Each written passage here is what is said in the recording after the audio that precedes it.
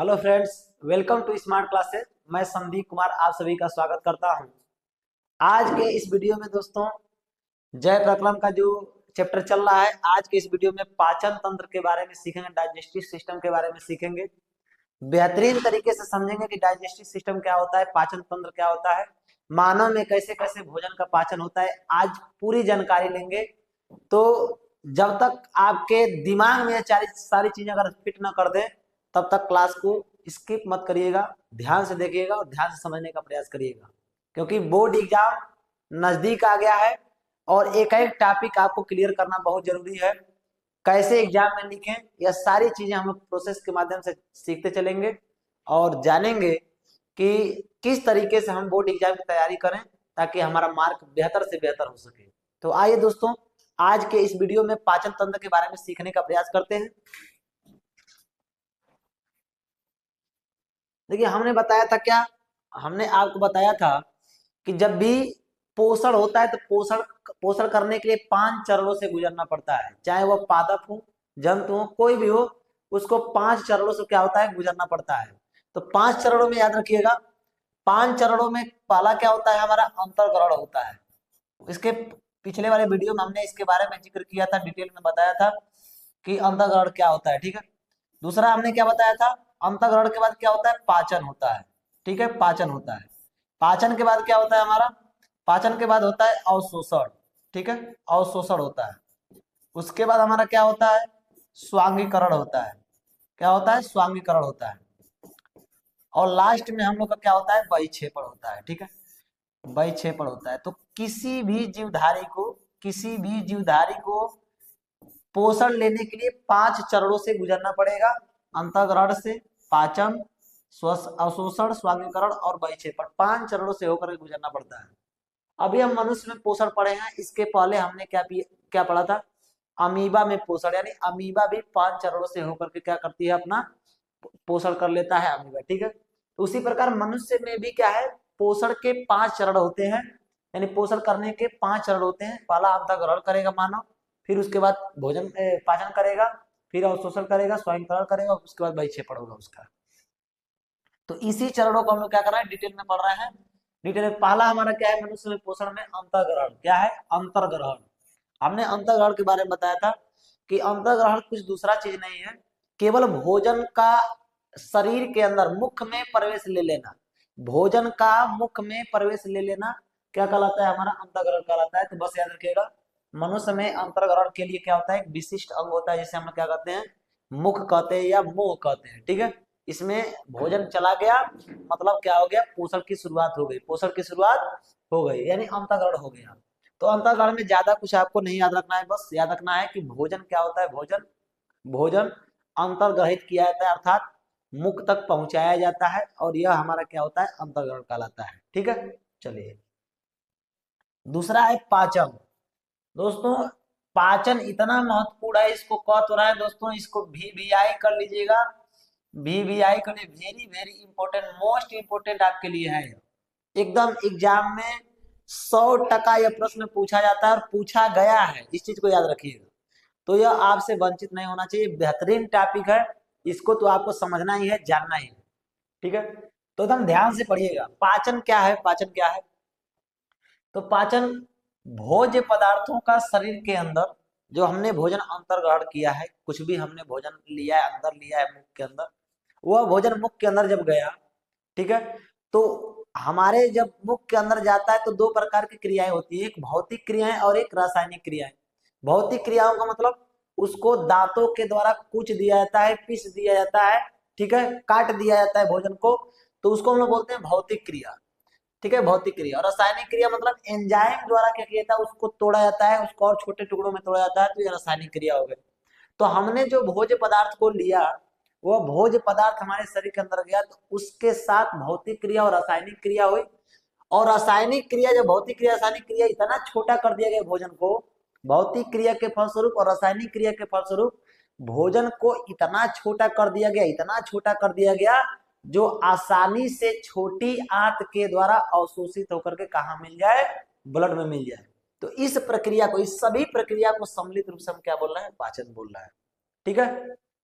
तो फिर से समझिएगा इस बात को, हमने क्या कहा कि जो हमने भोज्य पदार्थ लिया या अंतर्ग्रहण किया, भोजन का हमने अंतर्ग्रहण किया, वह भोजन भौतिक एवं रासायनिक क्रियाओं के द्वारा इतना न तोड़ दिया जाएगा, इतना न तोड़ दिया जाएगा, इतना छोटा कर दिया जाएगा कि वह आसानी से क्या किया जा सके, अवशोषित होकर के छोटी आंत के द्वारा वह ब्लड में मिल सके। बस इतनी सी बात है, मिल सके। इस सारी प्रक्रियाओं को हम लोग क्या बोलते हैं, पाचन कहते हैं। ठीक है, ये हमारा साधारण सा परिभाषा था जो आपको क्या रखना है, याद रखना है। चलिए आगे बढ़ते हैं।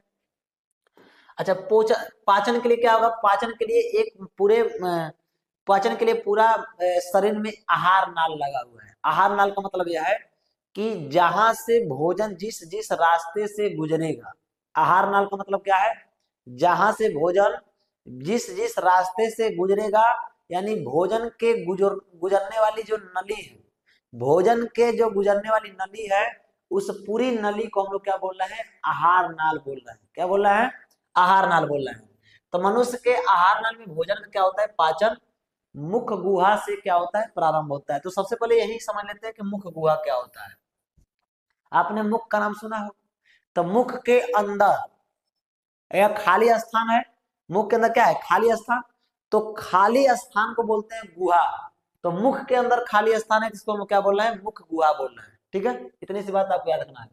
तो मनुष्य के आहार नाल में भोजन का पाचन कहाँ शुरुआत होता है, तो यानी मुख से चालू होता है या मुख गुहा से स्टार्ट हो जाता है।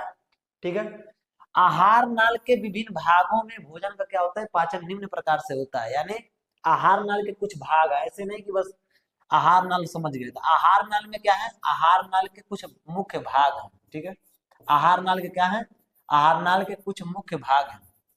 मुख्य भाग है, कौन कौन मुख्य भाग है, तो याद रखिएगा। पहले तो शुरू पहला ही हमारा हो जाएगा मुख गुहा। ठीक है, मुख हो गया या मुख गुहा हो गया। ठीक है, यहाँ कैसे भोजन पचित होगा। दूसरा हमारा क्या है, ग्रास नली है। ठीक है, दूसरा हमारा क्या है, ग्रास नली, यानी ग्रास नली में कैसे पाचन होगा। उसके बाद हमारा क्या है, आमाशय में कैसे पाचन होगा, और छोटी आंत में कैसे पाचन होगा। यानी यह चारों के चारों क्या है, आहार नाल के मुख्य क्या है, भाग है, जहां पर क्या होता है, भोजन का क्या होता है, पाचन होता है। भोजन क्या होता है, पाचन होता है। चलिए एक एक हम टॉपिक को अच्छे से क्लियर करते हुए चलेंगे। मुख गुहा में पाचन, मुख गुहा में पाचन के संदर्भ में हम लोग समझेंगे कि मुख गुहा में पाचन कैसे होता है। तो मुख गुहा में आपको पता है कि जीभ होती है जो चलायमान होती है। क्या होती है, जीभ हमारी चलायमान होती है, एकदम स्थिर नहीं रह सकती, चलती रहती है, चलती रहती है। ठीक है, तो मुख गुहा में जीभ तथा क्या होते हैं, दांत होते हैं। यानी मुख गुहा में देखेंगे तो जीभ है हमारी, और साथ ही साथ क्या है, दांत है, दांत होते हैं। अच्छा, जीभ पर क्या होता है, जीभ पर स्वाद कलिकाएं लगी होती हैं, छोटी छोटी कलिकाएं लगती हैं, लगी होती हैं। वो क्या करती हैं, भोजन का टेस्ट बताती है, स्वाद बताती है हमें। ठीक है, जिससे हमें भोजन का क्या पता चलता है, भोजन का स्वाद हमें पता चल जाता है। ठीक है, अच्छा, वयस्क मनुष्य अगर कोई है, वयस्क मनुष्य, उस वयस्क मनुष्य के मुख गुहा के भीतर 4 प्रकार के दांत होते हैं, आपको पता है। कृंतक होता है, रत्नक होता है, अग्रचौड़क और चौड़क होता है। 4 प्रकार के क्या होते हैं, दांत होते हैं। इंसीजर होता है, केनाइन होता है, मोलर होता है, प्री मोलर होता है। तो 4 प्रकार के क्या होते हैं, दांत होते हैं। ठीक है, अच्छा, इस कृंतक का काम क्या है, इस कृंतक वाले दांत का काटना। ठीक है, किसी भी चीज को काटने में मदद कौन करेगा, कृंतक। रत्नक का मतलब होता है फाड़ना। ठीक है, फाड़ना होता है। यही क्या होता है ना, पशुओं में जो मांसाहारी जीव जंतु होते हैं, उनका एक केनाइन और दांत होता है, बड़ा होता है, लंबा सा होता है। ठीक है, आपने देखा हो, लंबा सा होगा केनाइन दांत। ठीक है, तो यह क्या होता है, फाड़ने का काम करता है, किसी चीज को फाड़ देगा। ठीक है, गन्ना वन्ना आपने देखे हो, गन्ना जब हम ऐसे ऐसे फाड़ते हैं तो यहाँ से फाड़ते हैं, यहाँ से। ठीक है, यहाँ से फाड़ते हैं, न कि यहाँ से फाड़ते हैं, यहाँ से इसको क्या करते हैं, ऐसे फाड़ते हैं। ठीक है, फाड़ने का काम कौन करेगा, रत्ना। अग्र चौड़क और चौड़क का काम क्या है, यह भोजन को पीसने का काम करते हैं। ठीक है, कुतरने का, पीसने का काम करते हैं दोनों। पीसने का, भोजन को क्या करते हैं, पीस देंगे। तो ये काट दिया छोटे छोटे टुकड़ों में, इसने क्या कर दिया, उस भोजन को फाड़ देगा, और ये दोनों क्या कर देंगे, उस भोजन को क्या कर देंगे, पीस देंगे। ठीक है, पीस करके क्या बना देंगे, एकदम उसमें और लार मिला देंगे, एकदम लसदार बना देंगे भोजन को। तो पहले हम क्या करेंगे, भोजन को खूब खूब कूचते हैं, खूब कूचते हैं। ठीक है, क्यों कूचते हैं, क्योंकि उसमें लार अच्छे तरीके से मिल जाए, और लार मिल गया तो हमारा भोजन आसानी से क्या हो जाएगा, पच जाएगा। तो सबसे पहले याद रखिएगा, मुख गुहा में पाचन क्या है, मुख गुहा में मुख गुहा में जीभ होता है, दांत होता है। जीभ क्या होती है? चलायमान होती है। जीभ पर छोटे छोटे क्या होते हैं? स्वाद कलिकाएं होती हैं, जो क्या कहती हैं, वो अंग्रेजी में उसको टेस्ट बर्ड्स बोला जाता है। वह क्या करती हैं? वह स्वाद को बताती है, भोजन के टेस्ट को बताती हैं, ठीक है। दांत क्या करता है? दांत तो भोजन को छोटे छोटे टुकड़ों में क्या करता है? तोड़ने में मदद करता है। बस इतनी सी बात आपको याद रखनी है। 4 प्रकार के दांत होते हैं, कृंतक, रदनक, अग्रचवड़क और चवड़क, ठीक है। चलिए, अच्छा, यहाँ पर भोजन को दांतों द्वारा क्या क्या चबाकर उसमें लार मिलाई जाती है। हमने बताया है कि भोजन जब भी हम लेंगे तो उसमें दांतों के द्वारा उसको खूब चबाया जाता है, खूब चबाया जाता है। चबा कर उसमें क्या मिलाया जाता है? लार मिलाया जाता है, ठीक है। लार क्यों मिलाया जाता है? तो लार, देखिए लार निकलता कहाँ से है? तो जब भी ध्यान रखिएगा, आज से कभी भूलिएगा नहीं। मैं एक चीज आपको बता रहा हूँ, इस चीज को आप कभी भूलिएगा नहीं। हमारे शरीर के अंदर जो रस निकलता है, ठीक है, हमारे शरीर में जो रस निकलता है, चाहे कोई भी रस हो, वो रस निकलता है कहाँ? ग्रंथियों से, ठीक है। ग्रंथियों से रस निकलता है, ग्रंथियों से, इन ग्रंथियों से निकलेगा रस, ठीक है। तो लार एक प्रकार क्या है? लार एक प्रकार का रस, लार एक प्रकार क्या है? रस। और लार जब रस है तो यह ग्रंथियों से निकला होगा। तो हमारे हमारे शरीर में 3 जोड़ी, कितनी जोड़ी? 3 जोड़ी लार ग्रंथियां होती हैं, ठीक है। 3 जोड़ी लार ग्रंथियां होती हैं, 3 जोड़ी लार ग्रंथियां होती हैं।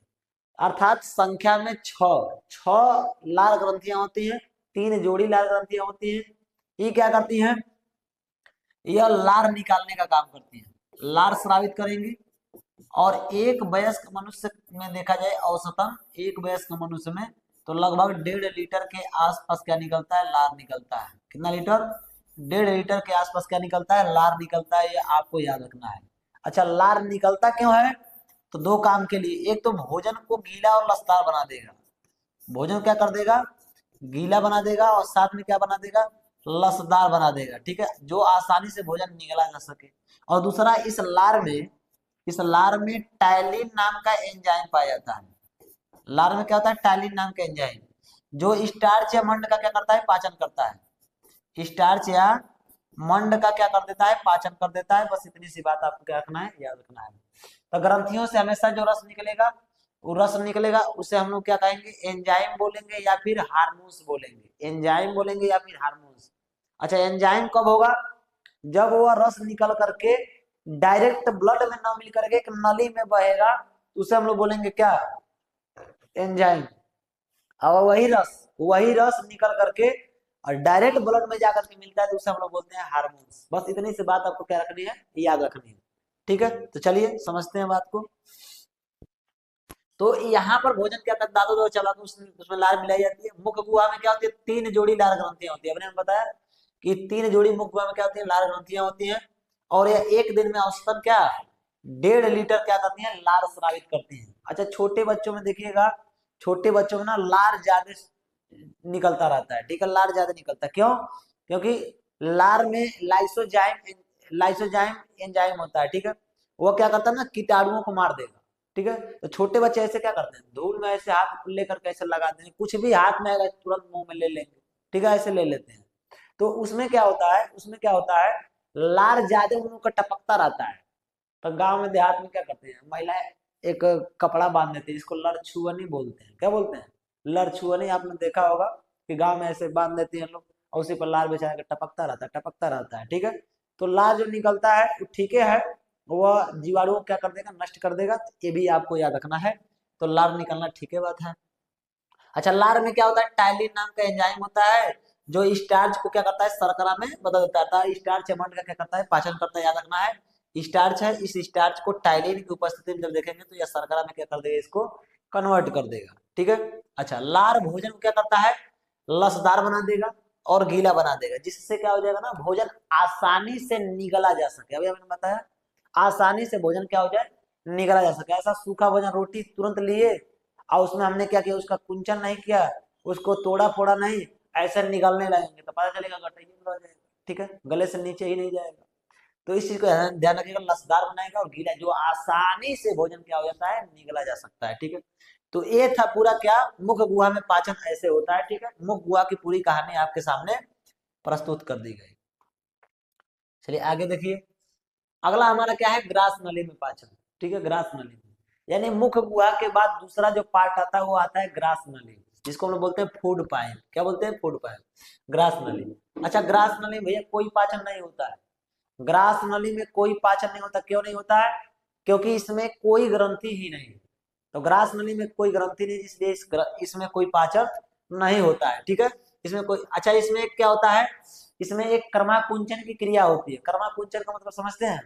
जैसे समझिए ध्यान से, आप देहात के हैं तो आप अच्छे तरीके से समझते हैं, कहीं के भी हम समझते होंगे अच्छे तरीके से। जब हम क्या करते हैं, जब हम कोलगेट लेते हैं, कोलगेट जब समाप्त हो जाता है तो क्या करते हैं, पीछे से ऐसे पुश करते हैं, फिर आगे की तरफ ढकेलते हैं, ऐसे ढकेल करके निकाल करके अंतिम में से उसको दाब करके थोड़ा बहुत निकाल करके अपना पेस्ट करना शुरू कर देते हैं। तो वह है कर्माकुंचन। क्या है?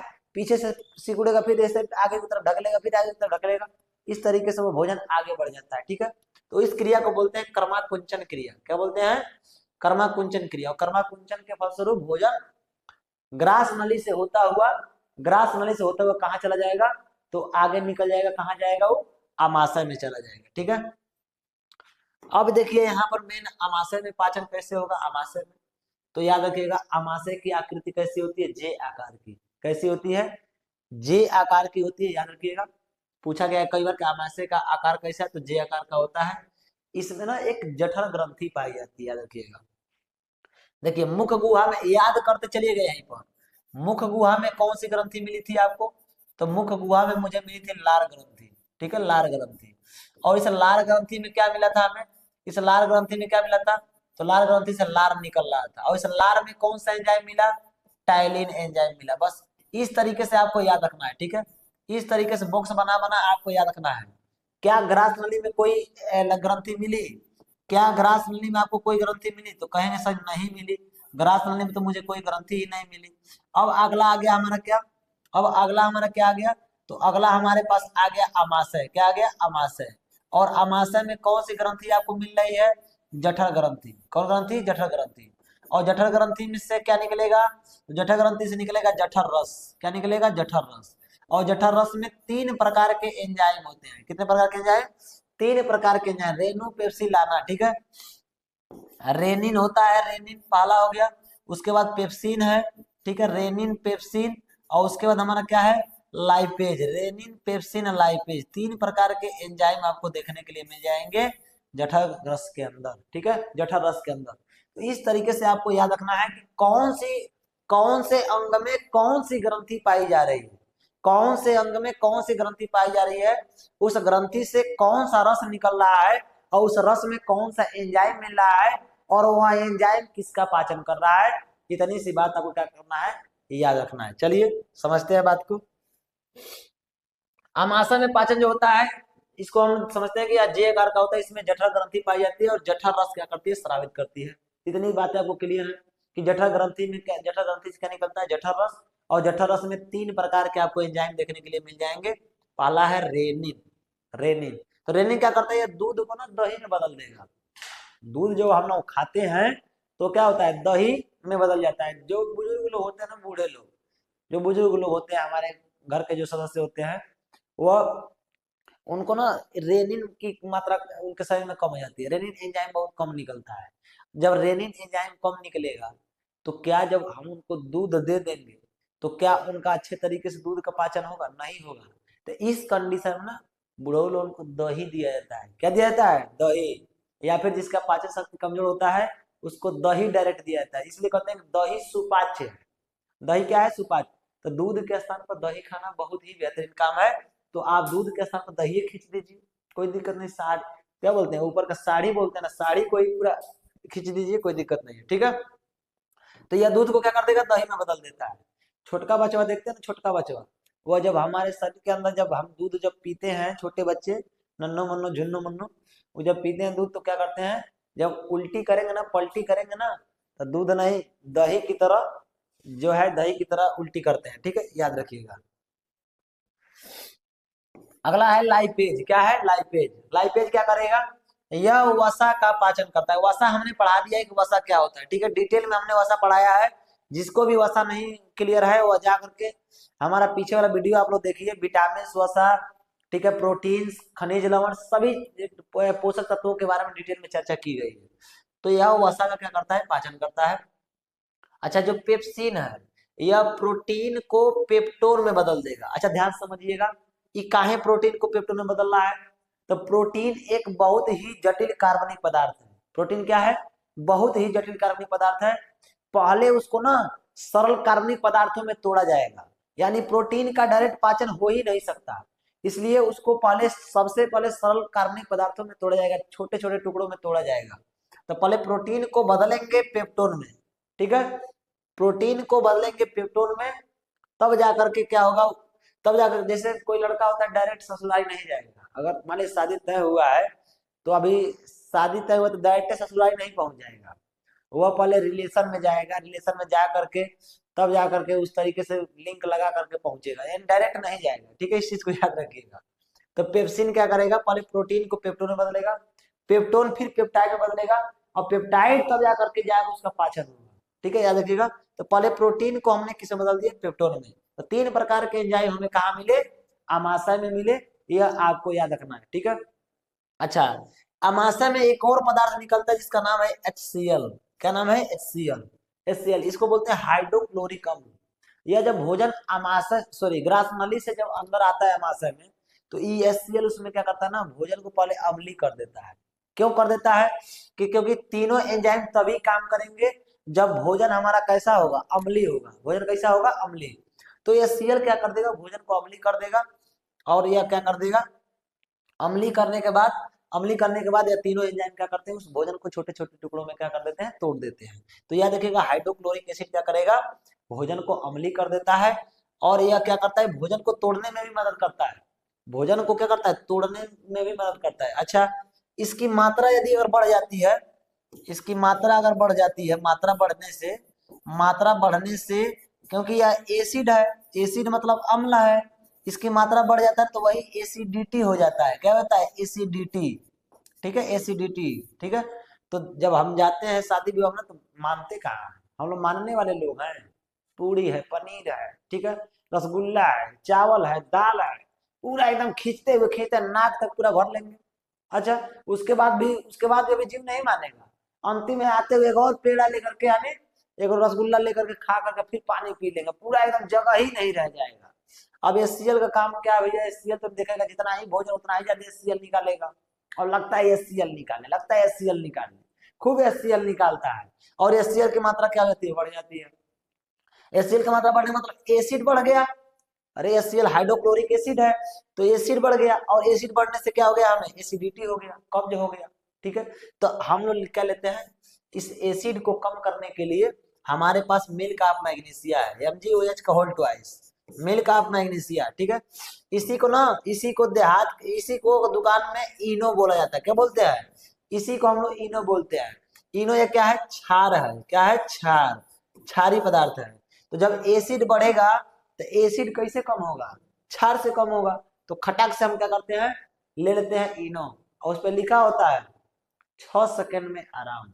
अरे भैया ये एसिड बढ़ा हुआ है, और जब हमने ले लिया क्या, हमने ले लिया क्षार, और क्षार अम्ल आपस में जब भी मिलते हैं तो लवण बनाते हैं। लवण का मतलब उदासीन हो जाएंगे, लवण बना लेंगे और साथ में जल बनाएंगे, तो ये क्या करता है, उदासीन हो जाता है। तो HCl का काम क्या है, भोजन को छोटे छोटे टुकड़ों में तोड़ना, और भोजन क्या करना, अम्लीय बनाना। इतनी बातें वो क्या रखनी है, याद रखनी है। मिल्क ऑफ मैग्नीशिया बोलते हैं इसको, मिल्क ऑफ मैग्नीशिया, दुकान पे इसे क्या बोलते हैं, इनो बोलते हैं। आपने पढ़ा होगा, इस चीज को याद रखिएगा, ठीक है। तो वही बात है, इसमें HCl भी निकलता है जो भोजन को अम्लीय कर देता है, जिससे भोजन सड़ने से क्या हो जाता है, बच। एक और काम करता है कि भोजन को ना सड़ने से बचाता है, ठीक है, भोजन को सड़ने से बचाता है, बहुत मोस्ट इंपोर्टेंट। क्योंकि भोजन दोस्तों अमाशय में 3 से 4 घंटे या 3 से 5 घंटे कह सकते हैं, यहाँ पे रहता है अमाशय में ही भोजन। खूब यहाँ पे क्या होता है, भोजन में क्या होता है, थुराई कुचाई चलता है भोजन का, ठीक है, अमाशय में। तो 3 से 5 घंटे तक रहता है, और भोजन क्या होता है, एकदम लुगदी बन जाता है। अरे लुगदी समझते हैं, एकदम थूरा कुचा के एकदम लुगदी बन जाएगा, ठीक है, जिसे हम लोग क्या बोलते हैं, कायम बोलते हैं।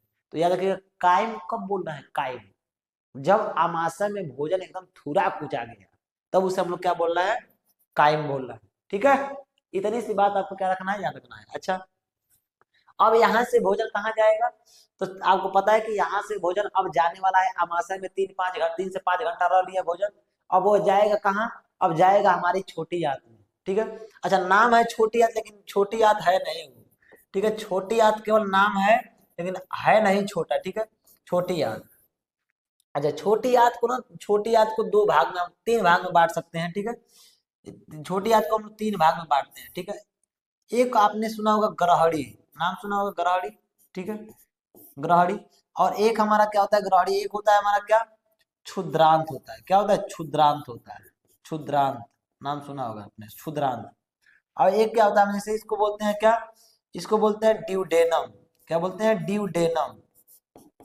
इसको बोलते हैं जीवजेनम। क्या बोलते हैं, जीवजेनम, ठीक है। और इसको बोलते हैं इलियम, बोलते हैं इलियम, ठीक है, इलियम। तो याद रखिएगा, ड्यूडेनम, जीवजेनम, इलियम। मेन यही दो लोगों का रोल है, ठीक है, ग्रहणी का और क्षुद्रांत का। तो ग्रहणी सबसे पहले जो आमाशय से भोजन आएगा ना छोटी आंत में, तो पहला जो हिस्सा है उसे हम लोग ग्रहणी बोल रहे हैं, ठीक है।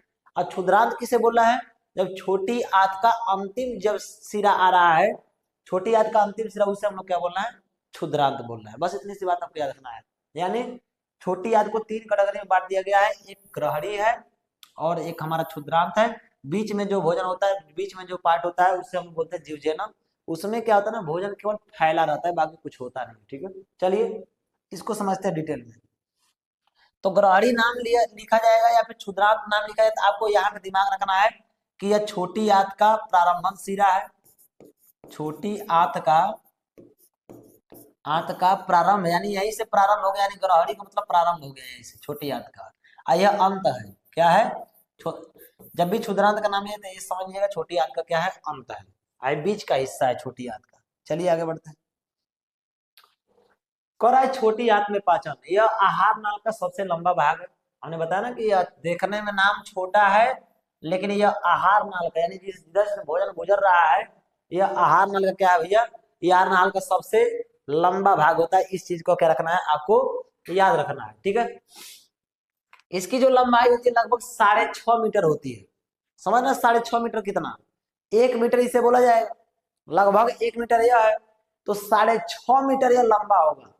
ऐसे क्या होता है ना, ऐसे इस तरीके से आपस में इस तरह से, इस तरीके से लगा रहता है, इस तरीके से, ठीक है, लपेटाया रहता है इस तरीके से। तो याद रखिएगा, इसकी लंबाई कितना है, 6.5 मीटर होती है।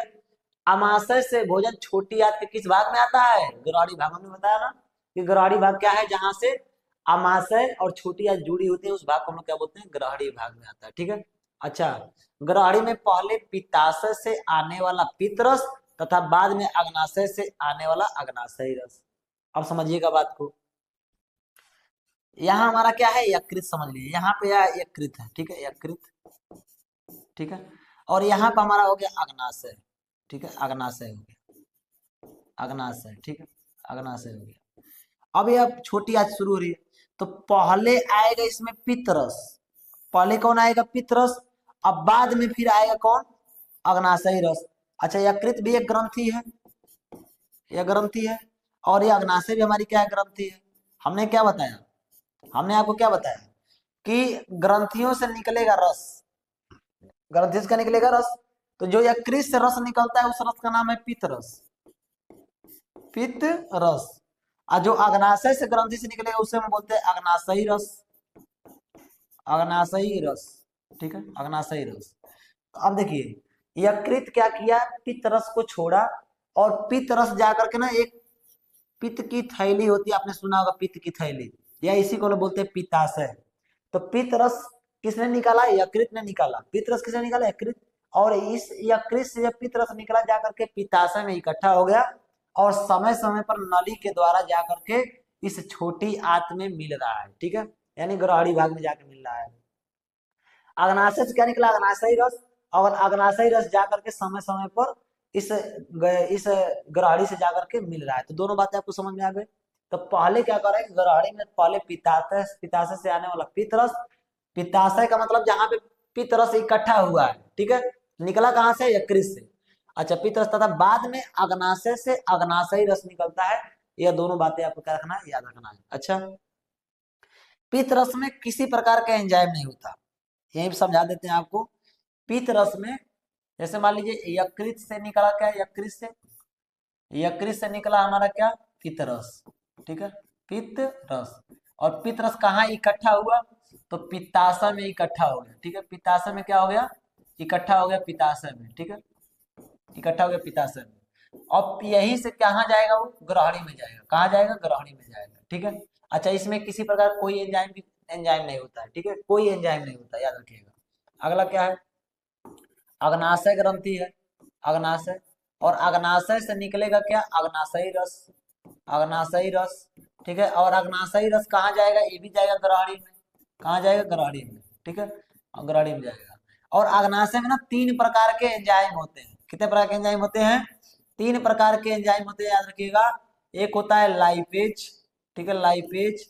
एक होता है एमाइलेज, क्या होता है, एमाइलेज। और एक होता है हमारा क्या, ट्रिप्सिन, ठीक है, ट्रिप्सिन होता है, ठीक है। लाइपेज, एमाइलेज और क्या होता है, ट्रिप्सिन होता है, ठीक है, आपने सुना होगा। और लाइपेज क्या कर देगा, वसा का पाचन करेगा, आपने बताया, हम बताया ना कि लाइपेज क्या करेगा, वसा का पाचन कर देगा। एमाइलेज क्या करेगा ना, शर्करा का पाचन करेगा, किसका, शर्करा का, स्टार्च का या मंड का, शर्करा का पाचन कर देगा। और ट्रिप्सिन याद रखिएगा, जो हमने प्रोटीन को पेप्टोन में बदला था, कहाँ, अरे वही अमाशय में। अरे वहां पे हमने देखा था क्या, रेनिन पेप्सिन ने क्या किया था, पेप्सिन, पेप्सिन प्रोटीन को पेप्टोन में बदला था। तो यहाँ पर वही पेप्टोन जो है ना आएगा इसके पास, तो ट्रिप्सिन क्या करेगा ना, पेप्टोन को पेप्टाइड में बदल देगा, पेप्टोन को पेप्टाइड में बदल देगा, पेप्टाइड, ठीक है, पेप्टाइड, पेप्टाइड में बदल देगा, ठीक है, याद रखिएगा। तो ट्रिप्सिन ने पेप्टोन को क्या कर दिया, पेप्टाइड में बदल दिया। तो याद रखिएगा, अग्नाशयी जो रस होता है, अग्नाशयी रस को हम बोलते हैं पूर्ण पाचक एंजाइम। पूर्ण पाचक रस कहिए, पूर्ण पाचक एंजाइम कहिए, पूर्ण पाचक रस कहिए, ठीक है, याद रखिएगा, ठीक है। और भी बहुत सारी बातें आपको याद रखना है। पित्त रस कैसा होता है, दोनों क्षारीय पदार्थ होते हैं, ये भी क्षारीय पदार्थ होता है, आहायो क्षारीय पदार्थ होता है, दोनों क्षारीय पदार्थ होते हैं। ये भी अग्नाशयी रस भी क्षारीय पदार्थ, और पित्त रस भी क्या होता है, क्षारीय पदार्थ होता है। दोनों, जो भोजन अम्लीय था, अमाशय में जो भोजन अम्लीय था, अब उस भोजन को ये लोग क्या कर देंगे, क्षारीय कर देंगे, और क्षारीय करके उसका क्या करेंगे, पाचन करेंगे। चलिए आइए समझते हैं। तो देखिए हमने इसको देख लिया था। चलिए, तो पित्त रस क्या करते, देखिए पित्त रस यकृत से निकलकर, कहां से निकलेगा, यकृत से निकलकर पित्ताशय में इकट्ठा होता है, इकट्ठा होता है। और ये कैसा होता है, हरे रंग का क्षारीय पदार्थ होता है। कैसा होता है, हरे रंग का क्षारीय पदार्थ। इसका पीएच मान होता है 7.7। कई बार पूछा गया, याद रखिएगा, इसका पीएच मान कितना होता है, 7.7 होता है। इसको आपको याद रखना है। अच्छा, इसमें कोई एंजाइम नहीं होता, इसमें कोई एंजाइम नहीं होता है। यह भोजन को क्या करता है, क्षारीय बनाता है। तो यही सारी बातें आपको हमने बताया है कि पित्त रस क्या होता है, यकृत से निकल करके पित्ताशय में इकट्ठा होगा, और पित्ताशय से समय समय पर क्या होगा, जा करके भोजन में मिलेगा। अब भोजन में मिलने से क्या होगा, यह कैसा होता है, हरे रंग का क्षारीय पदार्थ होता है। इसका पीएच मान क्या होता है, 7.7 होता है। यह भोजन क्या करता है, क्षारीय कर देता है। इसमें किसी प्रकार कोई एंजाइम नहीं होता, यह भोजन कैसा बनाएगा, क्षारीय बना देगा। चलिए, अगला हमारा क्या है, अगला हमारा अग्नाशयी रस या अग्नाशय, अग्नाशय से स्रावित होता है। हमने बताया कि अग्नाशय, अग्नाशय ग्रंथि जो है यह मिश्रित ग्रंथि है, ठीक है, यह हार्मोन्स भी स्रावित करती है, और साथ ही साथ यह एंजाइम भी स्रावित करती है। यह पूर्ण पाचक रस होता है, हमने बताया ना कि यह पूर्ण पाचक रस होता है, पूर्ण पाचक एंजाइम बोलते हैं इसे। इसका पीएच मान क्या होता है, 7.5 से लेकर के 8.3 तक, 7.5 से लेकर के 8.3 तक होता है। इसमें 3 प्रकार के एंजाइम होते हैं। तीनों प्रकार के एंजाइम के बारे में हमने आपको डिटेल में यहाँ पर बता दिया है कि 3 प्रकार के एंजाइम। लाइपेज क्या करेगा, वसा का पाचन करेगा। एमाइलेज क्या है, यह एमाइलेज है, ठीक है, एमाइलेज, एमाइलेज किसका पाचन करेगा, यह शर्करा या मंड का पाचन करता है, हमने बता दिया। और ट्रिप्सिन क्या करेगा, पेप्टोन को किसमें बदल देगा, पेप्टाइड में बदल देगा, ठीक है। इतनी बातें आपको हमने क्या किया, क्लियर कर लिया। अब आइए छोटी आंत में। अब देखिए छोटी आंत में, अब हमने क्या कहा कि छोटी आंत को 3 भाग में बांट दिया गया है। तो हमने ग्राहड़ी में तो देख लिया, ग्राहड़ी का मतलब छोटी आंत का अगला सिरा। अंतिम सिरा में देखिए क्या होता है, छोटी आंत में ना कुछ आंत ग्रंथियां पाई जाती हैं, आंत ग्रंथियां। और आंत ग्रंथियां आंत रस निकालेंगी। अरे अग्नाशय ग्रंथि अग्नाशय रस निकाल रही है, लाल ग्रंथियां लाल निकाल रही है, तो आंत ग्रंथियां आंत रस निकाल देंगी, इसमें दिक्कत क्या है। अच्छा, इस रस में निम्न प्रकार के एंजाइम पाए जाते हैं, ठीक है, बहुत सारे एंजाइम है, ठीक है, बहुत सारे एंजाइम है। और एंजाइम क्या करेंगे, पाचन करेंगे भोजन का। तो सबसे पहले एंजाइम और कार्बोहाइड्रेट को पहचानने का समझ लीजिएगा। अगर आपको पढ़ने में कहीं एज दिख गया, एज, और आपको पढ़ने में कहीं ओज दिख गया, ओज, ठीक है, तो जब भी ओज आ गया समझ लीजिएगा वो कार्बोहाइड्रेट है। क्या है, कार्बोहाइड्रेट है, याद रखिएगा। और जब भी एज समझ में आ गया अंतिम में तो समझ लीजिएगा वो एंजाइम है, ठीक है। जैसे लाइपेज, सुक्रेज, माल्टेज, एमाइलेज, अंतिम में एज आ रहा है, लैक्टेज, ठीक है। तो ये सब एज अगर आगे समझ लीजिएगा वो एंजाइम है। ओज आ गया, ओज समझ लीजिए कार्बोहाइड्रेट, जैसे माल्टोज, लैक्टोज, सुक्रोज, ठीक है, ये सब क्या है हमारे, ग्लूकोज, ये सब कार्बोहाइड्रेट है हमारे। अच्छा, इरेप्सिन एंजाइम क्या करता है, इरेप्सिन, यह प्रोटीन का पाचन करता है। अरे जो हमने प्रोटीन को पेप्टोन में फिर पेप्टाइड में बदलता है, पेप्टाइड को ही क्या कर देगा, अमीनो अम्ल में बदल देगा। यानी प्रोटीन का सबसे छोटा रूप क्या होता है, प्रोटीन का सबसे छोटा रूप होता है अमीनो अम्ल, ठीक है। अमीनो अम्ल, हमने अमीनो अम्ल के बारे में डिटेल में बताया था, याद करिए, प्रोटीन चैप्टर हम पढ़ाए थे, प्रोटीन टॉपिक, तो प्रोटीन में अमीनो अम्ल के बारे में जिक्र किया था, ठीक है। तो याद रखिएगा, तो प्रोटीन का पाचन, प्रोटीन कब तक टूटता रहेगा, जब तक वो अमीनो एसिड में क्या हो जाए, चेंज ना हो जाए, ठीक है। तो एप्सिन क्या करेगा, प्रोटीन का पाचन, अर्थात प्रोटीन को, यानी जो पेप्टाइड था, पेप्टाइड को अमीनो अम्ल में चेंज कर देगा। माल्टेज, नाम से याद रखिएगा, माल्टेज माल्टोज का पाचन करेगा, लैक्टेज लैक्टोज का पाचन करेगा, सुक्रेज सुक्रोज का पाचन करेगा, लाइपेज वसा का पाचन करेगा। तो आंत ग्रंथियों में से आंत रस निकलता है, आंत रस में इतने प्रकार के एंजाइम होते हैं और ये अलग अलग भोजन में क्या करते हैं, पाचन करते हैं। तो ये आपको छाप करके रखना है, मोस्ट इंपोर्टेंट है, याद रखिएगा। चलिए, अच्छा, छोटी आंत में पाचन के बाद अब इसके पश्च भाग, पश्च भाग का मतलब, पश्च भाग में उपस्थित रसांकुर द्वारा अवशोषण होता है। पश्च भाग का मतलब क्या है, क्षुद्रांत, क्या है, क्षुद्रांत। अब क्षुद्रांत में आएगा, क्षुद्रांत में क्या होता है, क्षुद्रांत में ना रसांकुर होते हैं, क्या होते हैं, रसांकुर, ठीक है, बिलाई बोलते हैं, रसांकुर होते हैं, ठीक है, रसांकुर। ये क्या करेंगे, रसांकुर का ना, रसांकुर क्या होते हैं, रसांकुर क्या होते हैं, छोटी आंत में एक सूक्ष्म उभार होता है, छोटे छोटे, और ये क्या होता है ना, डायरेक्ट जाकर के ब्लड से मिले रहते हैं, ठीक है। तो जब भी यहाँ पर जब भी भोजन पच करके यहाँ तक आएगा ना, तो क्या होगा, वो क्या होगा, इसके द्वारा अवशोषित होकर के सीधे ब्लड में मिल जाएगा, समझिएगा बात को। मान लीजिए नली है, ठीक है, इसमें छोटे छोटे क्या है, छोटे छोटे क्या है, रसांकुर लगे हुए हैं, छोटे छोटे रसांकुर लगे हुए हैं, छोटे छोटे रसांकुर लगे हुए हैं। अब भोजन यहाँ से आया, ठीक है, भोजन यहाँ से आया, इसके संपर्क में आएगा ना, इसकी जो नली जुड़ी हुई ना, सीधे ब्लड से जुड़ी है, ब्लड है, ये समझिए क्या है, ब्लड है, ब्लड है, समझ लीजिए, ठीक है। ये क्या करेगा, अवशोषित करके ना, उस भोजन को अवशोषित करके इस ब्लड में मिला देगा, इस ब्लड में क्या कर देगा, मिला देगा, इस ब्लड में मिला देगा, ठीक है। और ब्लड क्या करेगा, इस भोजन को कोशिकाओं तक पहुंचा देगा, कहाँ पहुंचाएगा, कोशिकाओं तक पहुंचा देगा। इस चीज को आपको याद रखना है। तो हमने क्या बताया, आपको कि छोटी आंत में पाचन के बाद पश्च भाग में उपस्थित रसांकुर द्वारा अवशोषण होता है और यह तरल दूधिया रंग का होता है। जैसे जो भोजन पच करके आया है ना, तो छोटी आंत यानी क्षुद्रांत में आते आते वो भोजन क्या होता है, दूधिया रंग का एकदम हो जाता है। किस रंग का हो जाता है, दूधिया रंग का। और इसे बोलते हैं काइल, काइम नहीं, काइम को बोलते थे, अमाशय में भोजन को हमने क्या बोला था, काइम। अब यहाँ पर इसे बोला जाएगा काइल, ठीक है। काइल लिक्विड होता है, एकदम लिक्विड, ठीक है, दूधिया रंग का होता है, इसे हम लोग क्या बोलते हैं, काइल कहते हैं। अच्छा, यह तरल रुधिर से होते हुए कहाँ तक जाएगा, कोशिकाओं तक पहुंच जाने, बताया ना कि यह क्या कर लेंगे, रसांकुर उस भोजन को अवशोषित कर लेंगे, अवशोषित करने के बाद कहाँ भेज देंगे, ब्लड में, और ब्लड उसको कहाँ पहुंचा देगा, कोशिकाओं में पहुंचा देगा। इतनी सी बात आपको क्या रखनी है, याद रखनी है, ठीक है। तो मेन हमने जो भोजन किया, तो हमें जो विटामिन मिला, जो वसा मिला, जो प्रोटीन्स मिला, ठीक है, वो जो कार्बोहाइड्रेट मिला, वो सब अवशोषित होकर के कहा मिल गया, हमारे ब्लड में मिल गया, छोटी आंत में, ठीक है, याद रखिएगा। अच्छा, रसांकुर क्षुद्रांत के दीवार में, मतलब छोटी आंत का अंतिम भाग के दीवार में अनेक क्या होते हैं, सूक्ष्म उभार होते हैं, इसे क्या कहते हैं, रसांकुर कहते हैं, ये आपको याद होगा। अब यहाँ से ये बड़ी आंत, तो बड़ी आंत में ज्यादा कुछ होता नहीं है, जो अधपचा भोजन है, जो भी कुछ शेष बचा हुआ हमारे शरीर में, वह छोटी आंत से अपशिष्ट भोजन कहाँ आएगा, बड़ी आंत में आएगा। और बड़ी आंत में आएगा तो बड़ी आंत में क्या होगा, केवल जल का अवशोषण होगा। खनिज लवण है, खनिज लवण जो जल में घुले हुए हैं उनका, और साथ ही साथ जल का क्या हो जाएगा, अवशोषण हो जाएगा, किसके द्वारा, बड़ी आंत के द्वारा, बाकी कुछ होगा नहीं इसमें, ठीक है। अब जल का अवशोषण हो जाएगा। अब जल से जब जल का अवशोषण हो गया तब क्या होगा, केवल अवशिष्ट पदार्थ बचा हुआ है। वही अवशिष्ट पदार्थ धीरे धीरे आकर के हमारे मलाशय में क्या होता है, मलाशय, मलाशय में जाकर के इकट्ठा हो जाता है।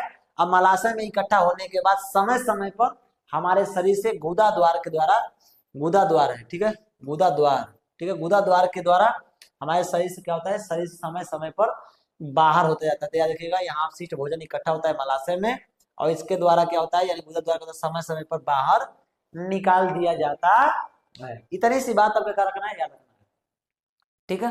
तो ये था पूरा पाचन। अभी तक केवल पाचन चल रहा था। हमने देखा था, हमने क्या देखा था, हमने पहला चरण देखा था मनुष्य में पोषण का, पहला देखा था हमने अंतर्ग्रहण, ठीक है, अंतर्ग्रहण। दूसरा हमने क्या देखा, पाचन, क्या देखा, पाचन। अभी तीसरा बचा हुआ हमारा क्या, अवशोषण, क्या देखेंगे, अवशोषण। उसके बाद देखेंगे स्वांगीकरण, स्वांगीकरण देखेंगे। और उसके बाद क्या देखेंगे हम लोग, बहिक्षेपण देखेंगे या मल त्याग देखेंगे, ठीक है, बहिक्षेपण या मल त्याग। तो हमने क्या कर लिया, दो टॉपिक को कवर कर लिया। कौन कौन, एक हमने अंतःकरण, दूसरा हमने क्या कर लिया, पाचन। और अवशोषण, संकरण और बहिक्षेपण बचा हुआ है। लेकिन इसके पहले जरा सा ध्यान दीजिएगा, इसके पहले जरा ध्यान दीजिएगा, आपसे मोस्ट इंपोर्टेंट पूछता है कि मानव का पाचन तंत्र का सचित्र वर्णन कीजिए। मोस्ट इंपोर्टेंट है, मोस्ट इंपोर्टेंट, याद रखिएगा, ठीक है, मोस्ट इंपोर्टेंट। तो जितना हमने बताया वो तो लिखना ही लिखना है, लेकिन कहेगा सचित्र वर्णन कीजिए। कैसा करिए, सचित्र वर्णन कीजिए। तो चित्र के साथ आपको वर्णन करना, तो चित्र बनाना है, आपको क्या करना है, चित्र बनाना है, ठीक है, समझ लीजिएगा। यहाँ से चालू करिए। तो ये हमारी मुख्य गुहा, ध्यान दीजिएगा, ठीक है, मुख्य गुहा आपको पता है,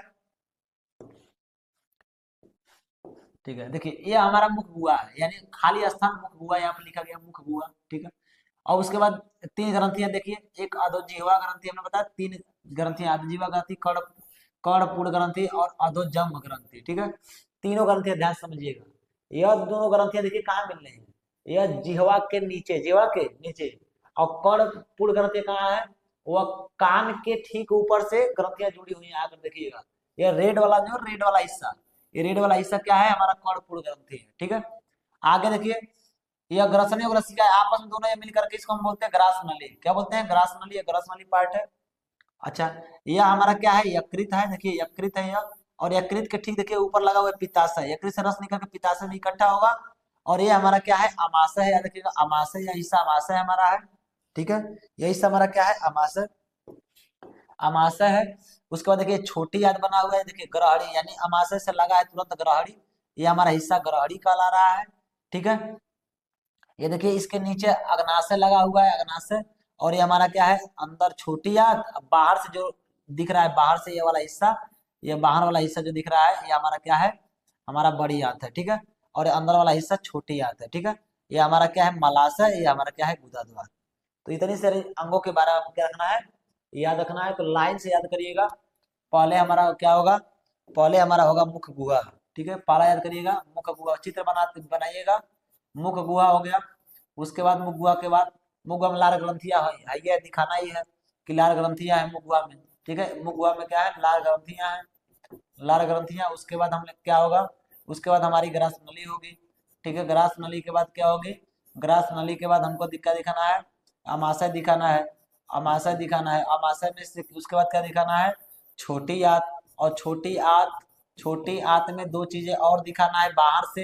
एक हमारा क्या है, एक हमारा क्या है, यकृत को दिखाना है। और एक क्या दिखाना है, मुझे अग्नाशय को दिखाना है अलग से, ठीक है। इस रास्ते में नहीं है, लेकिन अलग से इसको क्या करना है, दिखाना है, ठीक है। अग्नाशय, अग्नाशय हो गया, ठीक है। उसके बाद हमें छोटी आंत बनाना है, छोटी आंत बनाना है। उसके बाद क्या बनाना है, हमें बड़ी आंत बनाना है, बड़ी आंत बनाना है। उसके बाद हमें क्या बनाना है, मलाशय बनाना है, ठीक है, मलाशय बनाना है। और उसके बाद हमें क्या बनाना है, गुदा द्वार बनाना है, ठीक है, गुदा द्वार बनाना है, गुदा द्वार बना लेना है। इतनी सारी चीजों को हम क्या करेंगे, चित्र में दर्शाएंगे, ठीक है, चित्र में दर्शाएंगे, चित्र में दर्शा करके दिखाएंगे। तो सचित्र वर्ण क्या हो जाएगा, लिखना तो है ही, साथ ही चित्र भी आपको क्या करना है, बनाना है। Most important chapter, most important topic समझ लीजिएगा, करना ही करना है इस चीज को, ठीक है। चलिए अब आइए, अवशोषण क्या होता है। हमने क्या क्या देखा, अंतःग्रहण देख लिया, पाचन देख लिया, अवशोषण क्या होता है। तो क्षुद्रांत में हमने बताया ना, क्षुद्रांत में पाचित भोजन, के और क्या होते हैं, विसरित होकर के, यानी रसांकुर के द्वारा विसरित होकर सोख सोख लिया जाता है, ठीक है। विसरित होकर कहाँ पहुंच जाते हैं, रुधिर में पहुंचने की क्रिया क्या कहलाती है, अवशोषण कहलाती है। केवल जो भोजन पचा हुआ है वह भोजन अवशोषित होकर कहाँ चला जाएगा, अवशोषित होने के बाद अगर ब्लड में जाकर के मिल गया तो वह हमारा क्या है, अवशोषण है। बस इतनी सी बात आपको याद रखना है। स्वायंकरण में भी बताए थे, जो भोजन ब्लड में मिला हुआ है, ब्लड क्या करेगा, उसको कोशिकाओं के पास पहुंचा देगा। कहाँ पहुंचा देगा, कोशिकाओं के पहुंच। अवशोषित भोजन को कोशिका द्वारा ग्रहण कर उसे जीवद्रव्य में क्या किया जाता है, विलीन कर दिया जाता है, जिसे हम लोग क्या कहते हैं, स्वायंकरण। अब ब्लड में वो क्या कर रहा है, भोजन तैर रहा है, कोशिका ने उसको देखा और कोशिका ने उसको अपने अंदर क्या कर लिया, अवशोषित कर लिया और उसको जीव द्रव्य में क्या कर दिया, विलीन कर दिया उस भोजन को, तो उसे हम लोग क्या बोलते हैं, स्वायंकरण बोलते हैं, एसिमिलेशन बोलते हैं, ठीक है। और लास्ट में आपने देखा है बहिक्षेपण है, तो बहिक्षेपण जानते ही हैं कि शरीर से अपच पदार्थ जो होता है बाहर निकलने की क्रिया, यानी शरीर से अपशिष्ट पदार्थ का बाहर निकलने की प्रक्रिया क्या कहलाती है, हमारी क्या कहलाती है, तो यह मल विसर्जन या बहिक्षेपण कहलाती है। बस इतनी सी बात का देखना है दोस्तों, पाचन तंत्र में याद रखना है। अभी अभी इसके बाद का जो टॉपिक है हम लोग पढ़ने वाले हैं श्वसन, मोस्ट इंपोर्टेंट ये भी है। श्वसन पढ़ेंगे, रेस्पिरेशन पढ़ेंगे, एकदम धुआं धुआं करने वाले हैं, टेंशन लेने की कोई जरूरत नहीं है, ठीक है। रेस्पिरेशन पढ़ने वाले हैं, ठीक है। तो ये हमारा था पाचन। तो उम्मीद करते दोस्तों पाचन में कोई भी टॉपिक आपसे छूटा नहीं होगा, एकदम डिटेल में आपने क्या की है, जानकारी प्राप्त की है। मिलते हैं नेक्स्ट डे, तब तक के लिए जय हिंद, जय भारत साथियों।